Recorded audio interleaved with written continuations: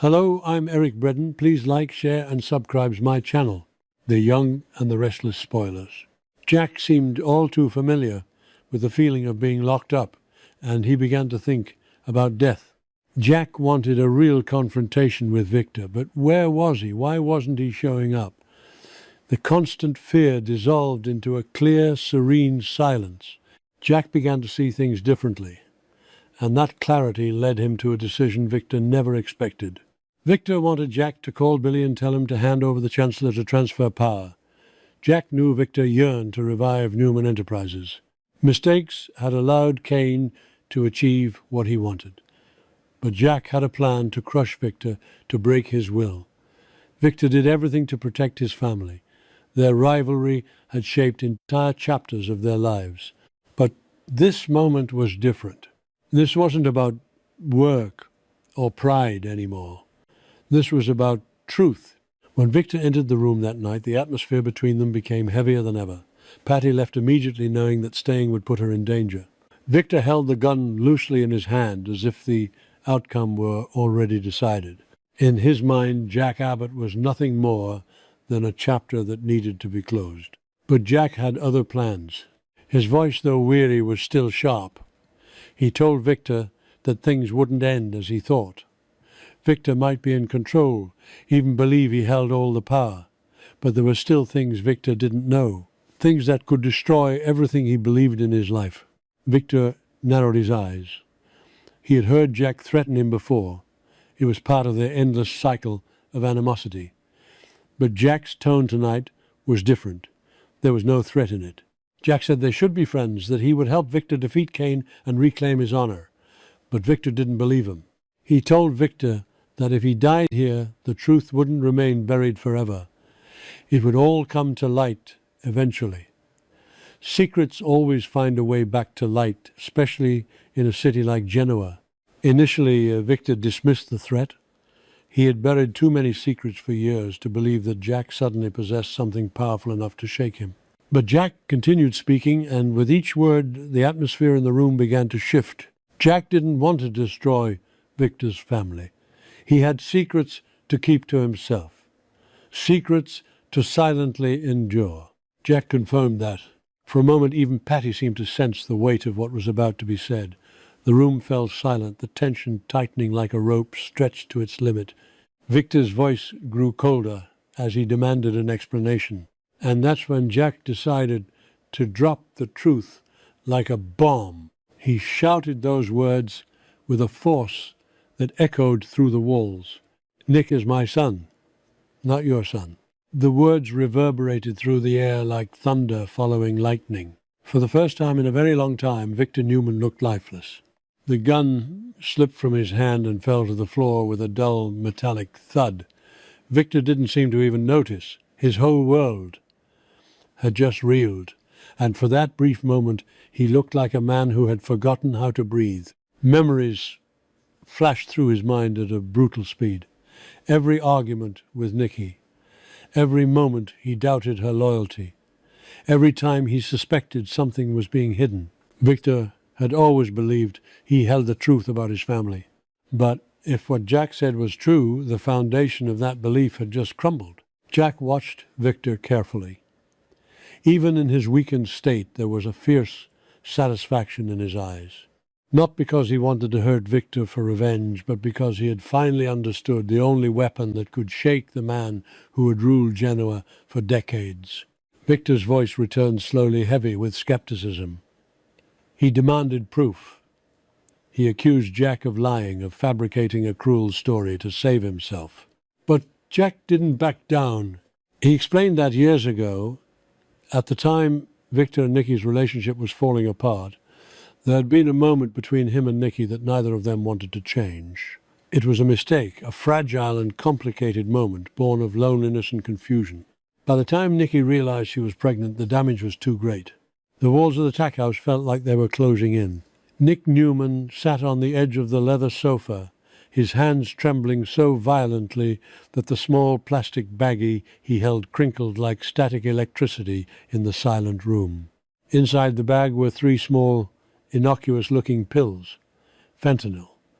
the poison that Matt Clark had so sadistically introduced into his life.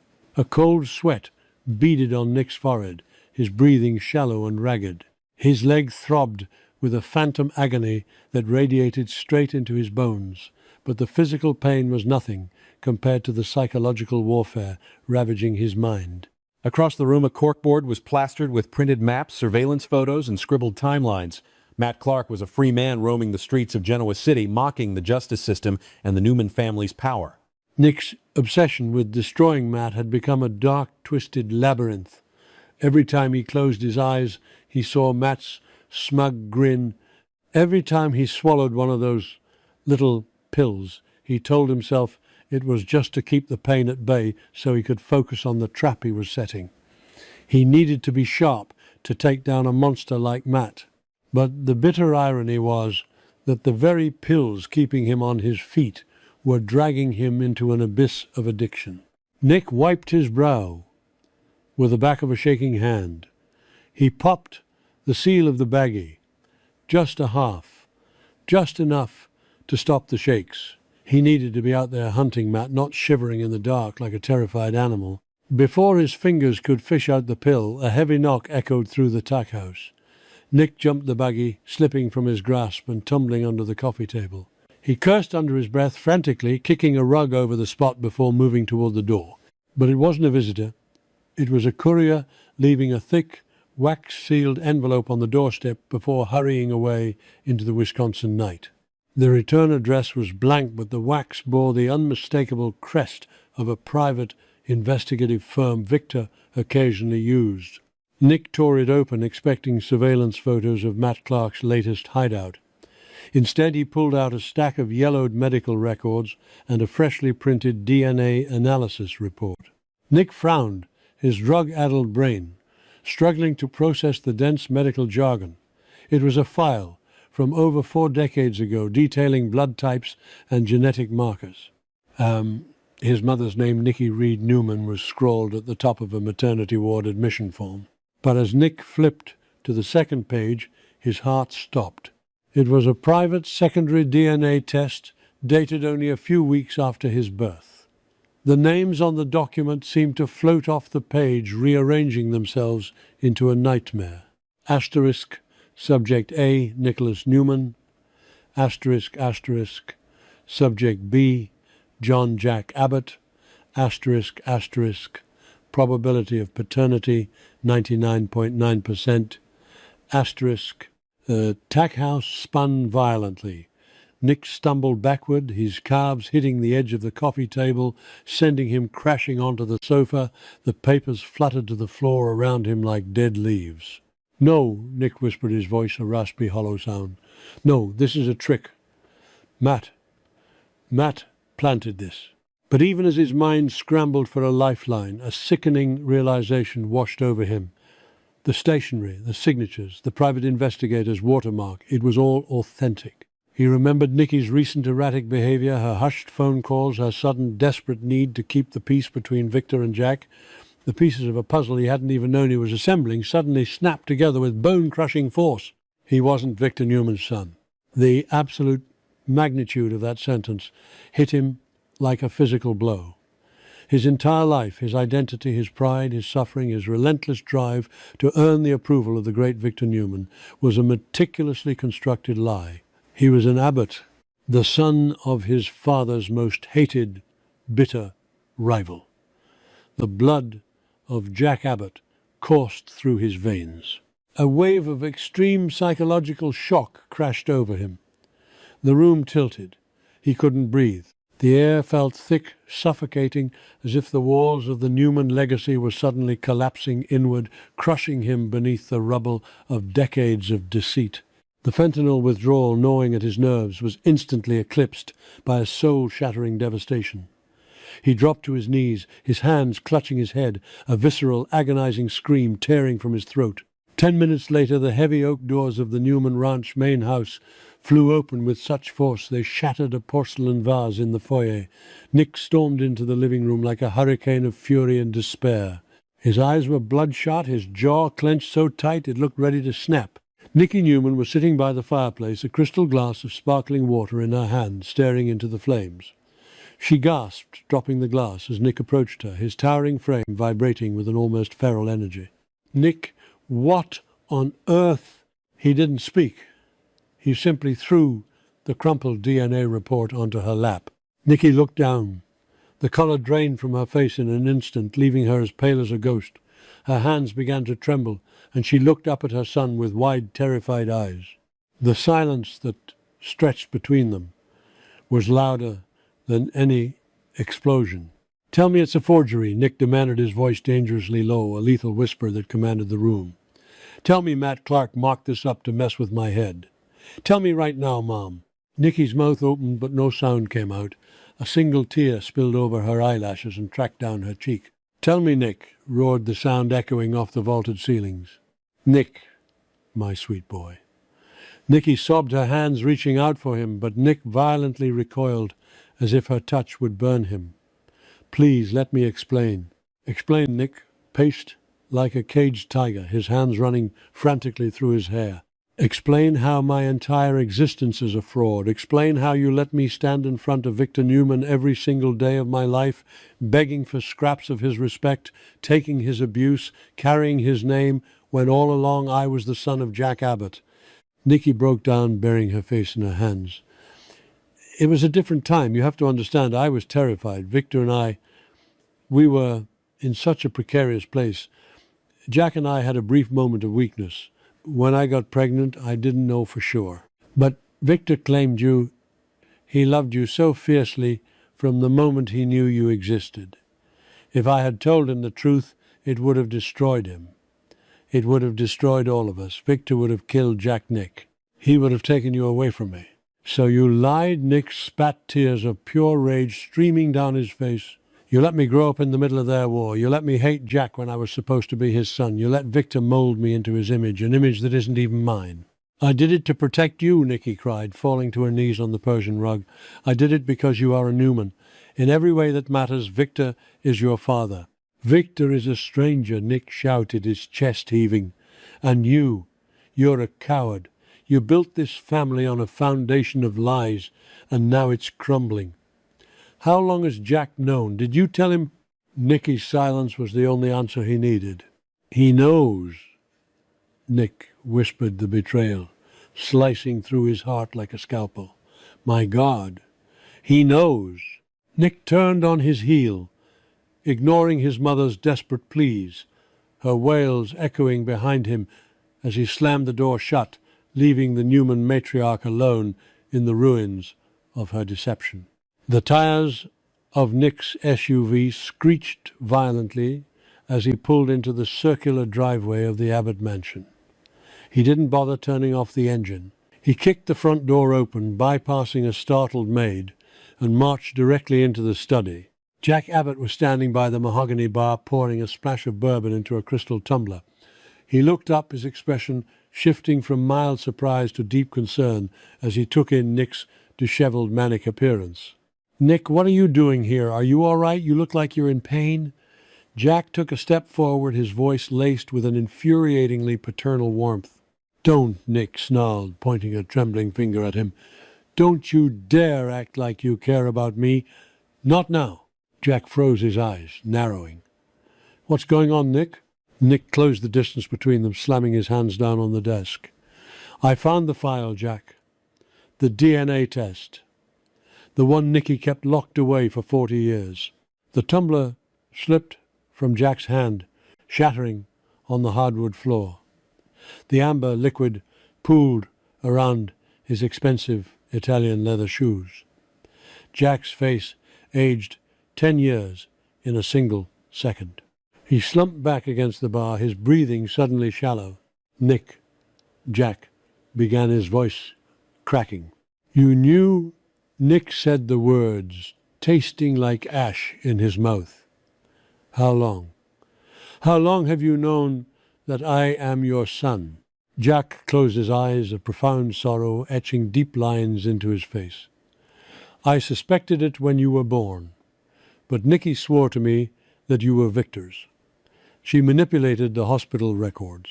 It wasn't until a few years ago, during one of Victor's health crises, Nikki came to me. She confessed. She showed me the real test.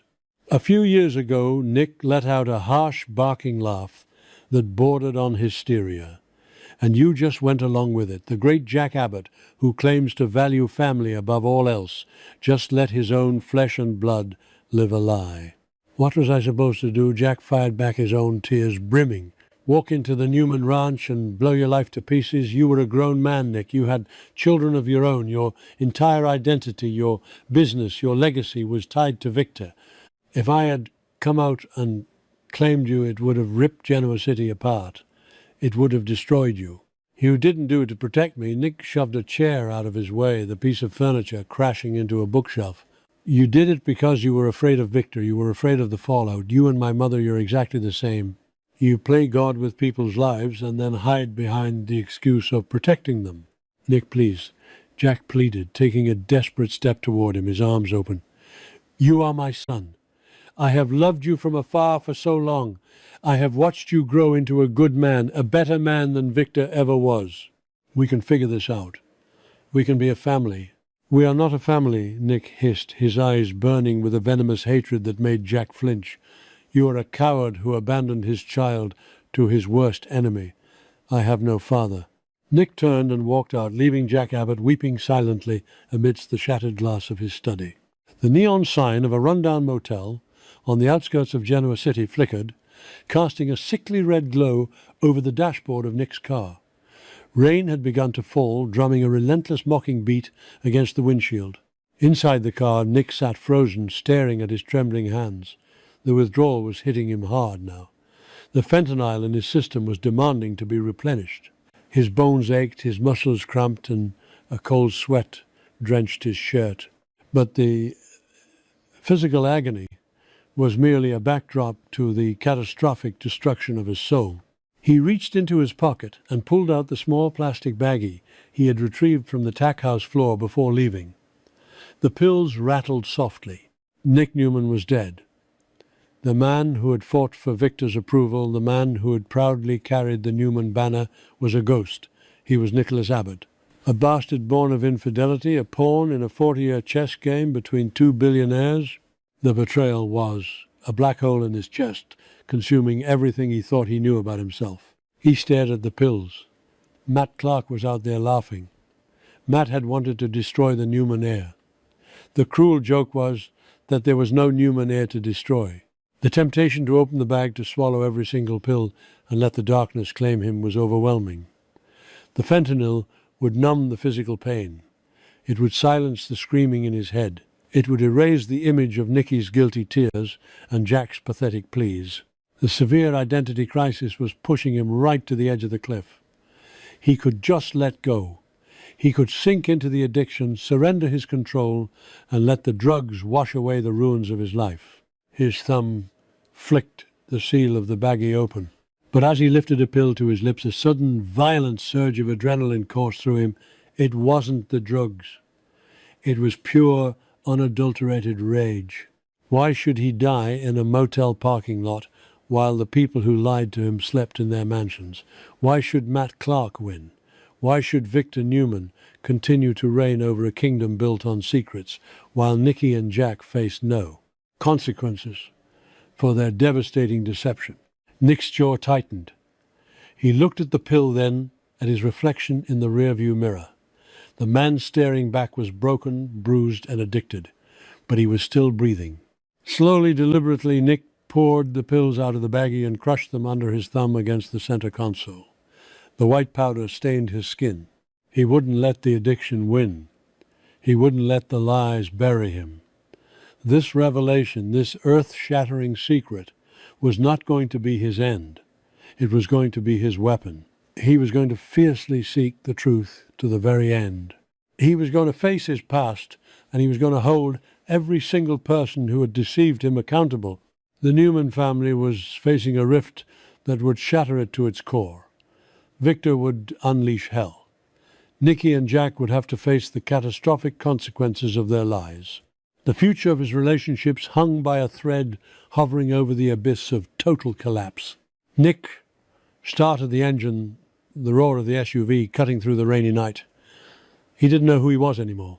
But as he pulled out of the parking lot and headed back toward the glittering lights of Genoa City, one thing was absolutely certain. There would be a reckoning, and no one was going to survive it unscathed.